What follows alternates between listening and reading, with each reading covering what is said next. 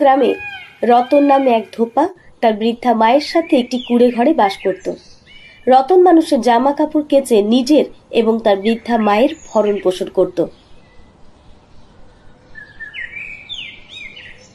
আরে বাবা রতন, দেখ বর্ষাকাল এসে গেছে, তুই কিন্তু এখনো আমাদের ছাদ মেরামত করাসনি। ও মা, তুমি এইসব নিয়ে মোটেও চিন্তা করো না তো। টাকা পাওয়ার সাথে সাথেই আমি প্রথমেই আমার ছাদ মেরামত করব। ঠিক আছে মা, এখন আমি কাপড়গুলো নিয়ে ঘাটের দিকে যাব। এই কথা বলার পর রতন তার কাপড়ে একটি ভারী বোঝা মাথায় রেখে নদীর দিকে চলে যায় এবং সেখানে জামা কাপড় পরিষ্কার করতে শুরু করে। যাক, আমার সব কাপড় ধোয়া হয়ে গিয়েছে। এখন আমি শুধু ওগুলো শুকানোর জন্য অপেক্ষা করছি। এই কাপড়গুলো শুকানোর সাথে সাথেই আমি এগুলো তাদের মালিকের কাছে দিয়ে আসব। রতন যখন এই কথা বলছিল তখন গ্রামের জমিদারের ছেলে রাজু সেখানে এসে পৌঁছায়। এই রতন, তোমার মতো নির্লজ্জ মানুষ আমি জীবনে আর দেখিনি। তুমি সব সময় মিথ্যার পর মিথ্যা বলে যাও কেন হে? আরে কি হয়েছে বাবু, তুমি কি বলছো? আমি কি ভুল করেছি? না না, এটা তোমার ভুল নয়, আমার বাবা ভুল করেছেন যে তিনি তোমার বাবাকে ঋণ দিয়েছিলেন এবং তোমার বাবা সেই ঋণ শোধ না করেই এই পৃথিবী ছেড়ে চলে গেছেন। এখন আমাদের এই ঋণটা কে শোধ করবে বাবা? আরে ছোট বাবু, আমি তোমার বাবার সাথে কথা বলেছি।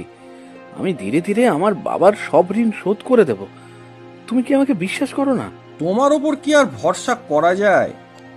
তোমার বাবার ঋণ নিয়ে এই পৃথিবী ছেড়ে চলে গেছেন, আর তুমিও যদি এই গ্রাম ছেড়ে অন্য কোথাও চলে যাও তাহলে আমাদের ঋণটা কে শোধ করবে হে? আরে ছোট বাবু, এই গ্রাম ছেড়ে আমি আমার বৃদ্ধা মাকে নিয়ে কোথায় যাব? আমি তোমার ঋণ সুদ সহ শোধ করব। আর মাত্র কয়েক মাস অপেক্ষা করো। আরে না না, বাবা আমাদের স্পষ্টভাবে বলে দিয়েছেন যে 10 দিনের মধ্যে সুদ সহ পুরো ঋণ তোমাকে পরিশোধ করতেই হবে, না হলে আমরা সুদ হিসেবে তোমার বাড়িটা কেড়ে নেব। এই কথা বলে রাজু সেখান থেকে চলে যায় এবং তারপর রতনও বিষণ্ণ মুখে তার বাড়ির দিকে রওনা দেয়। ও রতন, কি হলো? তোর মুখটা অমন শুকনো লাগছে কেন বাবা? তুই এখান থেকে তো খুশি হয়েই গেলি, এখন আবার কি হলো? মাগো, এখন তোমাকে আর কি বলবো। আর জমিদারের ছেলে ঘাটে এসেছিল। এরপর রতন তার মাকে সবকিছু বলে। এত বড় জমিদার হওয়া সত্ত্বেও সে লোকটির হৃদয় পাথরের মতো। ওই লোকটার মধ্যে বিন্দু মাত্র দয়া মায়া নাই। তোর বাবা জমিদারের কাছ থেকে মাত্র কিছু টাকা সুদ নিয়েছিল, যার জন্য জমিদার আমাদের সমস্ত জমি কেড়ে নিয়েছিল। আর এখন সেই জমিদারের নজর আমাদের এই বাড়ির উপর পড়েছে। মা, আমরা এবার কি করব? কিছুই তো বুঝতে পারছি না। বাবা, তুই একদম চিন্তা করিস না। আমাদের ভাগ্যে যত কষ্ট লেখা আছে সেটা তো আমাদের ভোগ করতেই হবে। চিন্তা করে তো আর কিছু করতে পারবো না।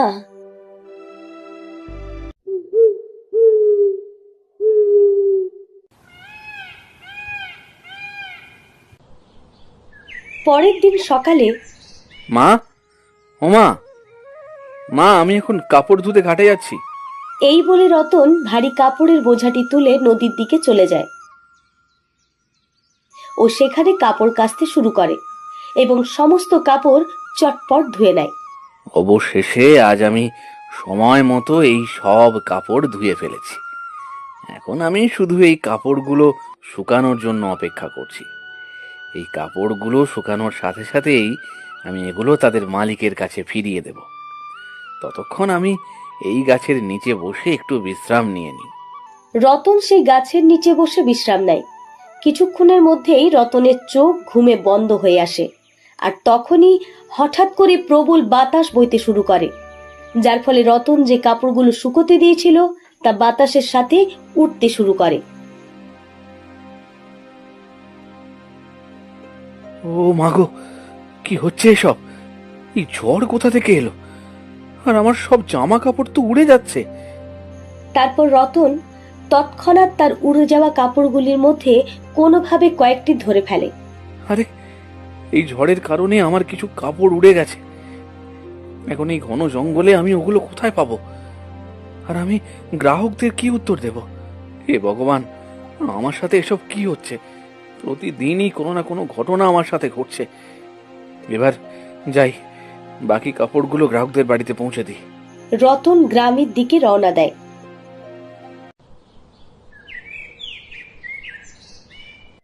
সাবিত্রী বৌদি, ও সাবিত্রী বৌদি। ও রতন, তুমি এসেছো? আমার শাড়িটা কোথায়? তোমার তোমার এতগুলো কাপড়ের মাঝে তো আমি সেটা কোথাও দেখতে পাচ্ছি না। বৌদি, এখন তোমাকে কি বলবো? আমি যখন তোমার শাড়িটা ধুয়ে শুকাচ্ছিলাম, তখনই হঠাৎ ঝড় উঠলো এবং তোমার শাড়িটা সেখান থেকে উড়ে গেল। আমি জঙ্গলে তোমার শাড়িটা অনেক খুঁজছিলাম, কিন্তু কোথাও পাইনি। হায় ভগবান রতন, তুমি কি করেছো জানো? ও, তুমি কি জানো ওই শাড়িটা আমার কাছে কতটা দামি ছিল? আমার জন্মদিনে আমার স্বামী আমাকে এই শাড়িটা উপহার দিয়েছিল, আর আর ওটা খুব দামিও ছিল। আমি জানি না আমার নতুন শাড়িটা তুমি কোথাও থেকে আমাকে এনে দেবে, তা না হলে তুমি এর জন্য সেটার দাম আমাকে ফেরত দেবে। ও বৌদি, তুমি তো আমার অবস্থা জানো। তোমার শাড়ি কেনার টাকা আমি কোথা থেকে পাবো? দয়া করে আমাকে ক্ষমা করো, আমি অনেক বড় ভুল করে ফেলেছি। রতন, আমি কিছু জানি না। যদি তুমি আমার শাড়ির দাম না দাও, তাহলে তোমাকে পুরো মাস বিনামূল্যে আমাদের কাপড় ধুতে হবে। ঠিক আছে বৌদি, তাই হবে।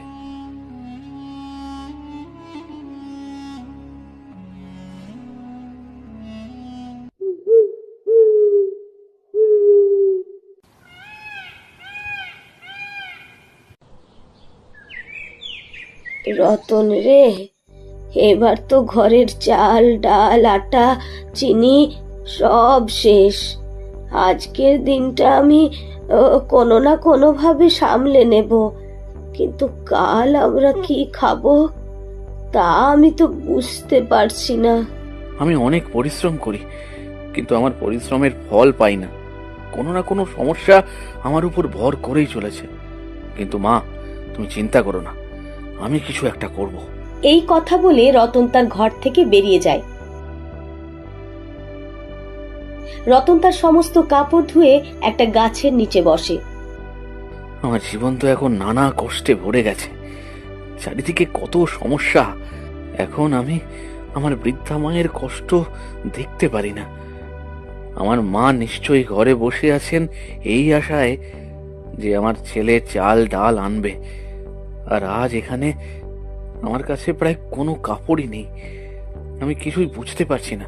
তখনই রতনের চোখ নদীতে ভাসমান একটি হীরের উপর পড়ে। আরে, এটা কি এত জ্বলছে? যাই দেখি তো, ওটা তুলে নিয়ে আসি। রতন হীরেটি তুলে নেয়।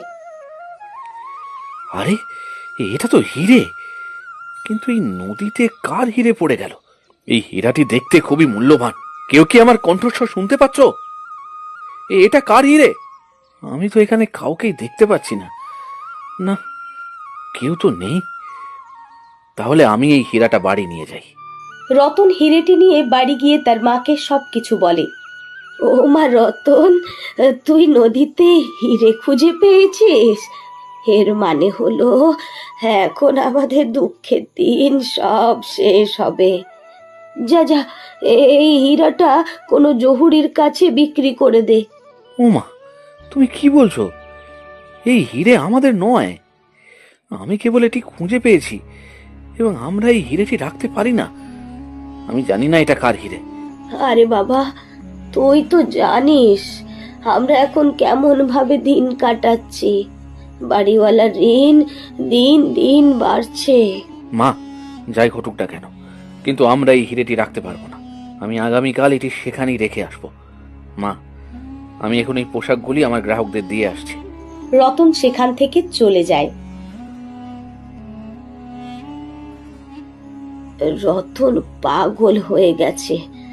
আমি এই হীরা রতনকে ফেরত দেব না। আমি এটা আমার কাছেই রাখবো।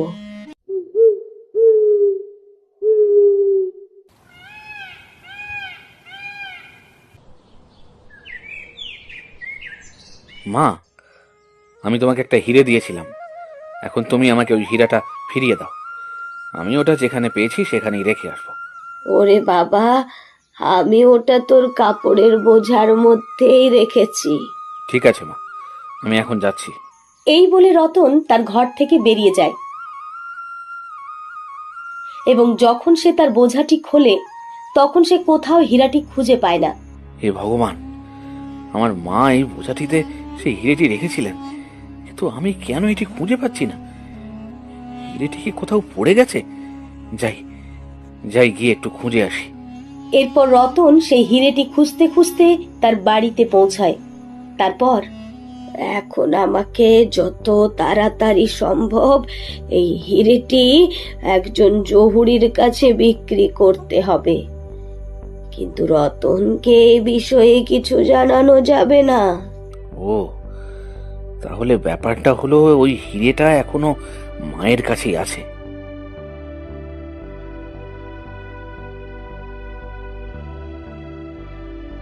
ও মা, আমি কাপড়ের বোঝাটা খোলার সাথে সাথেই দেখলাম যে ওখানে হিরেটা নেই। ওই হিরেটি তোর কাপড়ের বোঝাতে ছিল না?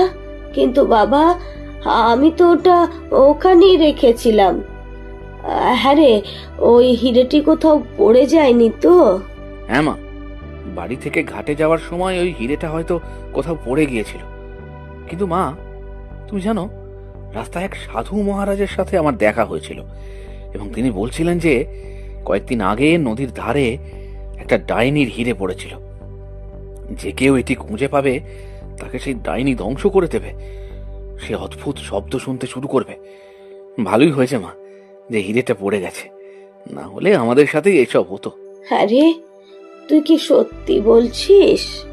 মা, যদি সাধু মহারাজ আমাকে কথা বলে থাকেন তাহলে অবশ্যই এটা সত্য।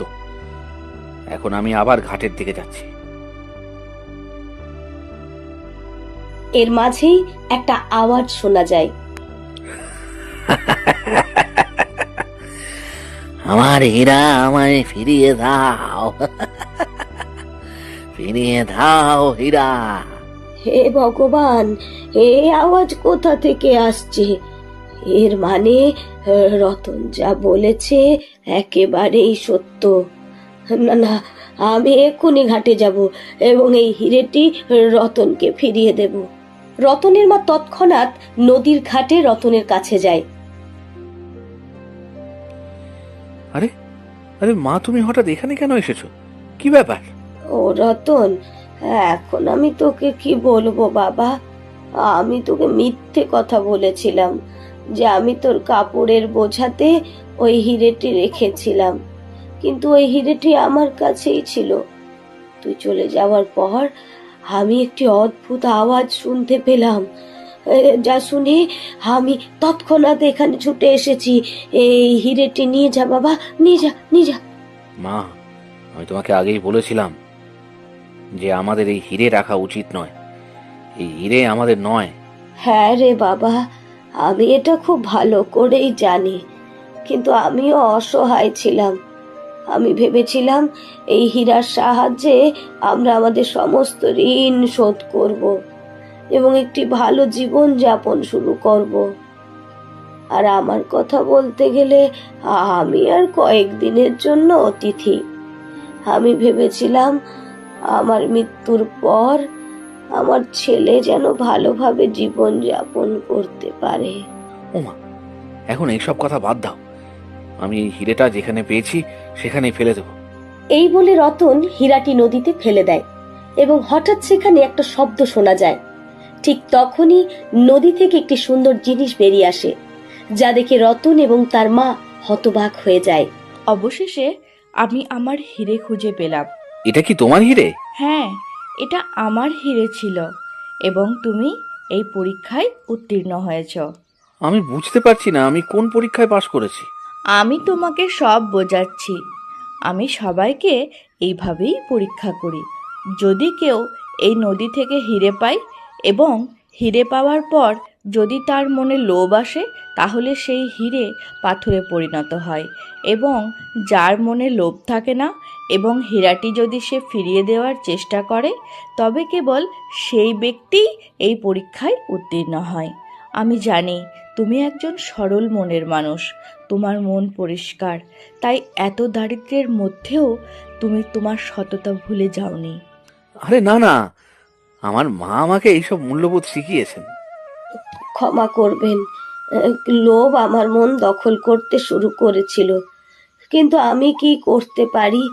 আমরা খুব গরিব, আমাদের একবেলা খাবারও ঠিক করে জোটে না। এই পরিস্থিতির কারণে আমার মনে লোভ এসেছিল। এটা তোমার দোষ নয়, কিন্তু তোমার ছেলে অবশ্যই তার সততার জন্য পুরস্কৃত হবে। ইতিমধ্যে সুন্দরী মেয়েটি একটি মন্ত্র পাঠ করে এবং কিছুক্ষণের মধ্যেই সোনার অলংকারে ভরা একটি পাত্র সেখানে উপস্থিত হয়। রতন, এটাই তোমার সততার পুরস্কার। আরে, এই পাত্রটা তো সোনার অলংকারে ভর্তি। এই উপহারের সাহায্যে তোমরা দুজনেই সুখে জীবনযাপন করতে পারবে। এখন আমি যাচ্ছি। তারপর এই বলে জলদেবী নদীর ভেতরে চলে যায়। মা, তুমি দেখেছো, আজ আমরা আমাদের সততার পুরস্কার পেয়েছি। তুই ঠিক কথা বলেছিস বাবা, তুই একেবারে ঠিক কথা বলেছিস। তোর সততার পুরস্কার তুই অবশ্যই পেয়েছিস। একজন মানুষকে কখনোই তার সততা ভুলে যাওয়া উচিত নয়। এই ঘটনার পর রতন এবং তার মার খুশির কোনো সীমা ছিল না, এবং সেই উপহারের সাহায্যে তারা দুজনেই সুখে ও আনন্দে জীবনযাপন করতে শুরু করে।